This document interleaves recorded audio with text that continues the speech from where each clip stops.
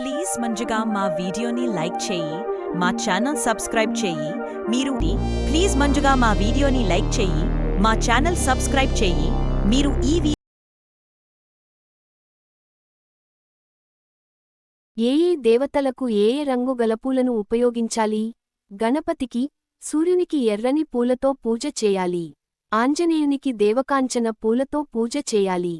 లలిత, త్రిపురసుందరికి, చాముండేశ్వరికి, దుర్గాదేవి మొదలగు దేవతలకి మందార పూలతో పూజ చేయాలి. మహాలక్ష్మి, శివుడు మొదలగు దేవతలకు నందివర్ధనం, నాగమల్లి, మల్లి, మాలతి వంటి తెల్లని పూలతో పూజ చేయాలి. శ్రీ గురుదేవులు, కృష్ణుడు, పార్వతీమాతలకు కూడా తెల్లని పూలతో పూజ చేయాలి.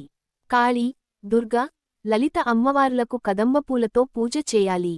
శ్రీమహాలక్ష్మికి ప్రత్యేకించి సంపెంగ పూలతో పూజ చేయాలి.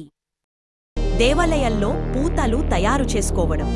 దేవుల్ని పూజ చేసే మనుషులు వివిధ పూతలు మరియు వారి ప్రభావము, భక్తితో పూతలు అర్పణం చెయ్యడం.